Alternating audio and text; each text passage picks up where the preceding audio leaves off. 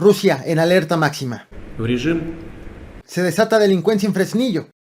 Y revela que extradición de jefe de plaza desató violencia en Tamaulipas. Bienvenidos al Caporal del 27 de febrero. ¡Comenzamos!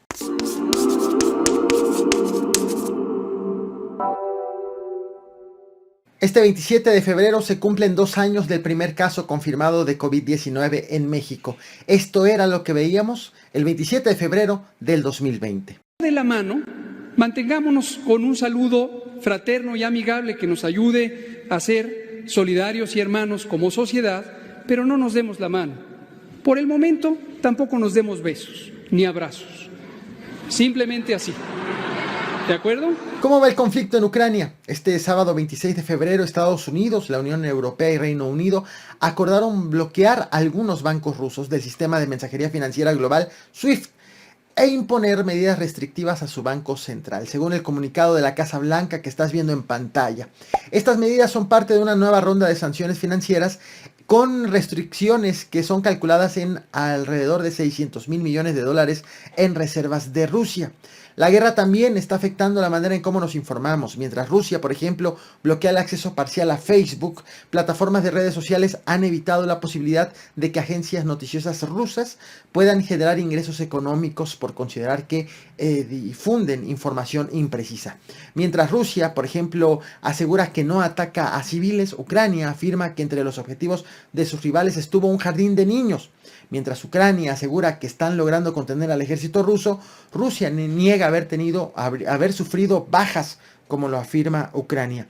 Ni la mejor agencia informativa del mundo ha podido comprobar absolutamente todo lo que dice cada gobierno en conflicto, principalmente sobre el desarrollo de la invasión, por las zonas que se tratan de difícil acceso, por los bloqueos que hay, por los mismos riesgos que representan. Así que, insisto, hay que ser muy prudentes, cuestionar y contrastar una y otra vez la información que nos llega desde aquel lugar. Lo que yo te comparto lo hago una vez que tengo las fuentes verificadas y con fuentes verificables, como el anuncio de Estados Unidos de hace unas horas, o como lo informado también ayer por el gobierno alemán, que entregará a Ucrania 1 millar de lanzacohetes antitanques, 500 misiles tierra-aire como parte de su paquete de ayuda. Sin fecha fija, pero dijo que lo dará tan pronto como le sea posible. La oficina presidencial francesa también informó que enviará armas defensivas y combustible a Ucrania.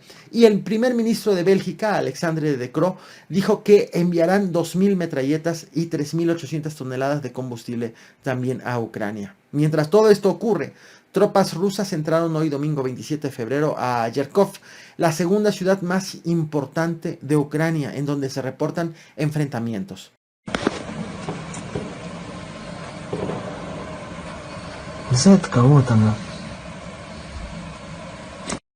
En este cuarto día de invasión, tanto Moscú como Ucrania se mostraron proclives al diálogo, pero Ucrania se ha negado a que las negociaciones se den en un territorio aliado de su enemigo, en este caso de Bielorrusia.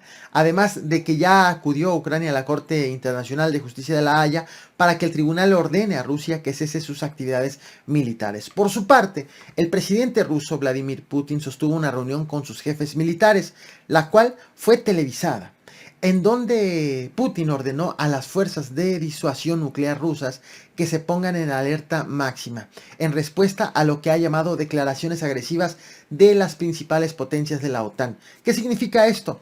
Putin ordenó que las armas nucleares rusas estén preparadas para su lanzamiento, tras las sanciones anunciadas ayer por la Casa Blanca, medida que pone en antesala a una guerra nuclear de escalar el conflicto. Поэтому приказываю министру обороны и начальнику генерального штаба перевести силы сдерживания российской армии в особый режим несения боевого дежурства. Y llegamos a las noticias nacionales, pero antes quiero poner en perspectiva. En los últimos 3 días, Ucrania ha reportado 198 bajas producto de la invasión rusa. En los últimos 3 días, El gobierno de México ha reportado 166 homicidios productos de la delincuencia organizada, apenas 32 menos que en Ucrania. Por eso lo importante de consignar lo que está ocurriendo en nuestro país. Este sábado 26 de febrero en Fresnillo, Zacatecas, amanecieron entre balaceras y secuestros. A las 4 de la madrugada, en el fraccionamiento Abel Dávila García, vecinos reportaron un tiroteo en donde fue encontrada una mujer sin vida. En la colonia Arboledas y del Sol fue reportada otra balacera y la privación de la libertad de una mujer y de su hija de 8 años de edad, familiares ambas de un elemento de la Dirección de la Policía de Seguridad Vial. En la colonia Maravillas, la fachada de una casa fue baleada sin reporte de heridos. En la colonia Mesoamérica y también en la colonia Beleña fueron dejadas varias ponchallantas. Por la noche, el gobernador, el morenista David Monreal, confirmó vía Twitter, como ves en pantalla, el hallazgo de un habitante de Fresnillo sin vida, que había sido reportado como desaparecido el viernes 25 de febrero. Este mismo viernes 25 de febrero te traje este video a este canal, una serie de enfrentamientos en los municipios tamaulipecos de Reynosa, Miguel Alemán, Camargo y Díaz Ordaz, incluido el uso de vehículos para tumbar postes con cámaras de videovigilancia.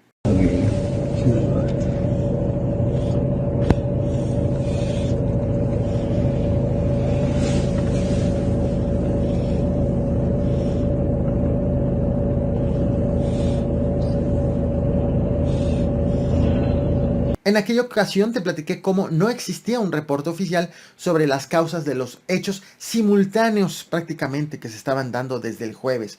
El gobernador, el panista Francisco García Cabeza de Vaca, había dicho que era producto todo esto de una detención de una persona a la que no identificó, ni tampoco identificó al grupo delictivo al cual pertenecía. Tras ese video el video que te traje, te comenzaron a ocurrir todavía más cosas. Se supo que en 3 días fueron tumbadas 52 cámaras de videovigilancia de varios municipios por hombres armados. De hecho, fueron 4 los municipios en donde fueron tiradas las cámaras. Todas estas conectadas al C5, al Centro General de Coordinación, Comando, Control, Comunicaciones, Cómputo e Inteligencia.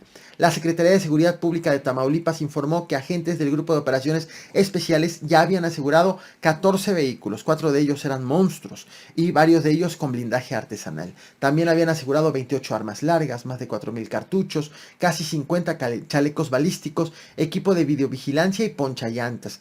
El mismo 25 de febrero, desde un vehículo en movimiento, hombres armados dispararon en contra de la puerta principal del penal de Ciudad Victoria, un par de horas antes de que 5 internos fueran trasladados a otro lugar del cual se desconoce hasta este momento. Pero finalmente se ha sabido la causa de todos estos acontecimientos, o de la gran mayoría de todo esto que ha estado ocurriendo en los últimos días en Tamaulipas. Estás viendo en pantalla a Obed Peña.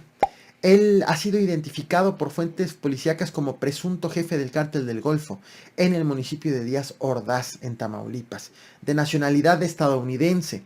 Se ignora su fecha de captura, pero se sabe que esta ha ocurrido en días recientes. Vaya, en esta semana que termina. También el gobierno de Estados Unidos lo estaba buscando por homicidio y el pasado jueves 24 de febrero, luego de su detención, fue entregado en un puente internacional de Reynosa, entregado por las autoridades de Tamaulipas a la DEA. Ese día la patrulla fronteriza informó y confirmó la extradición, pero no identificó a la persona, solo dijo que era un prófugo de la justicia acusado de homicidio.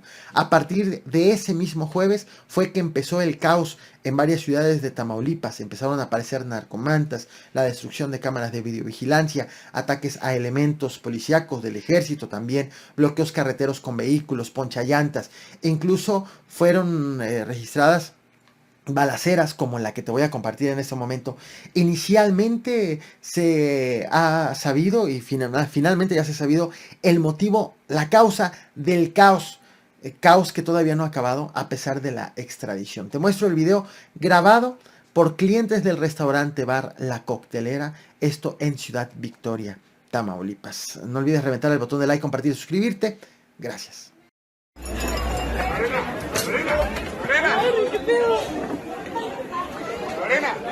Lorena.